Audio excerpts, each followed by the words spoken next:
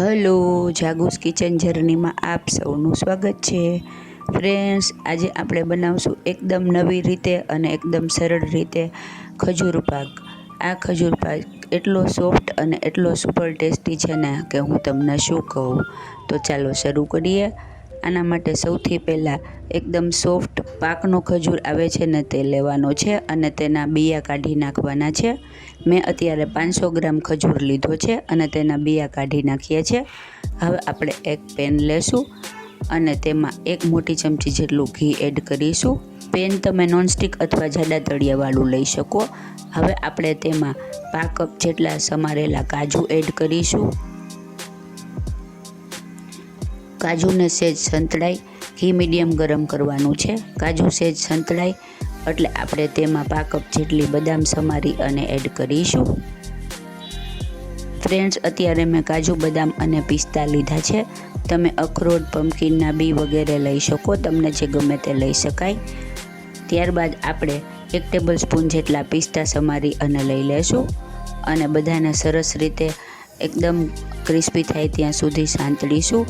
ગેસની ફ્લેમ સાવ લો રાખવાની છે જેથી આપણું ઘી બળે નહીં. ઘી એકદમ ઝડપથી બળવા લાગે છે.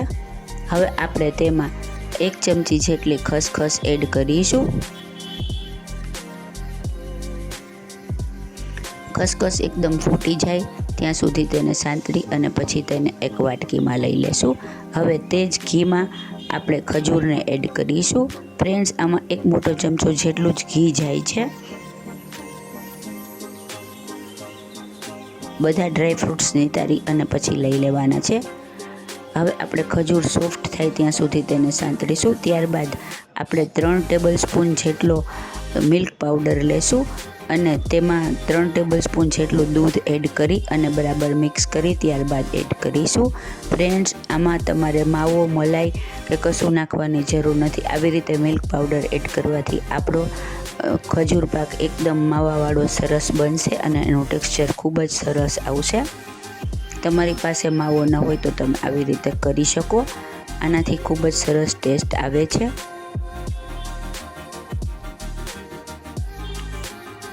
હવે આને ધીમા ગેસે એકદમ સરસ પેન જ્યાં સુધી ઘી ન છોડે ત્યાં સુધી ચલાવતા રહેવાનું છે. ફ્રેન્ડ્સ, જો તમે મારી ચેનલ પર નવા હો તો મારી ચેનલને સબસ્ક્રાઈબ જરૂરથી કરજો અને બાજુમાં રહેલ ઘંટડી દબાવી દેજો જેથી મારી નવી રેસીપીનું નોટિફિકેશન સૌથી પહેલાં તમને મળે. ધીમા ગેસે આપણે ખજૂરને ચલાવતા રહેશું. હવે જો આપણું ખજૂર એકદમ ડોના ફોર્મમાં આવી ગયો છે અને પેનમાં ઘી પણ દેખાવા લાગ્યું છે.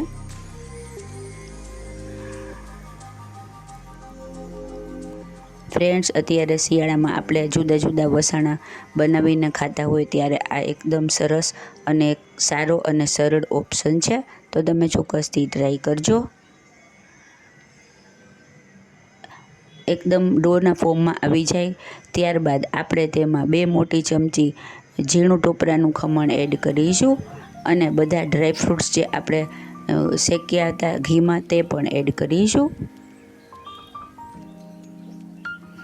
ફ્રેન્ડ્સ, તમે જાડું ખમણ લેતા હોય તો તેને પણ ઘીમાં રોસ્ટ કરીને લઈ શકાય, પણ અત્યારે આપણે ઝીણું ટોપરાનું ખમણ લઈએ છીએ એટલે તે આપણે એમનેમ જ એડ કરીએ છીએ.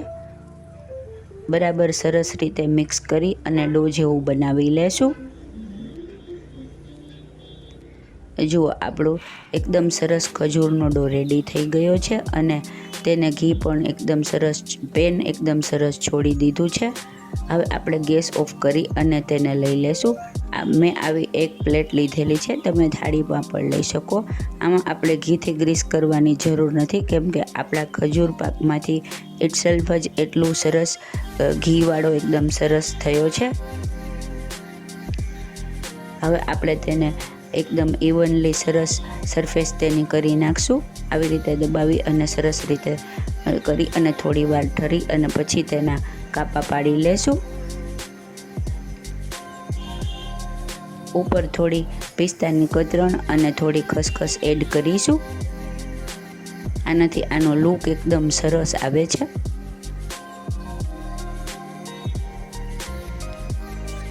હવે આપણે તેના કાપા પાડી લેશું.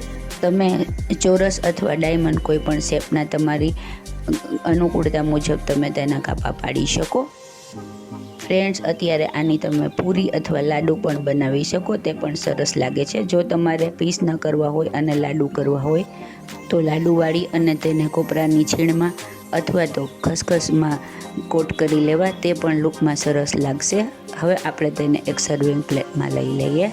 આપણા એકદમ સરળ અને એકદમ ટેસ્ટી એવો ખજૂર પાક રેડી થઈ ગયો છે ને એકદમ જોરદાર, ખાવામાં એટલો જ મજેદાર છે અને ઘણા બધા દિવસ સુધી સારો રહે છે. તો તમે વધુ ક્વોન્ટિટીમાં તમારે બનાવવું હોય તો પણ તમે બનાવી શકો છો. એકદમ સરળ અને એકદમ ફટાફટ બની જાય તેવો આપણો ખજૂર પાક રેડી છે. તો તમે પણ ચોક્કસથી ટ્રાય કરજો. ફ્રેન્ડ્સ, જો તમને મારી રેસીપી પસંદ આવી હોય તો મારી ચેનલને લાઇક, શેર અને સબસ્ક્રાઈબ જરૂરથી કરજો.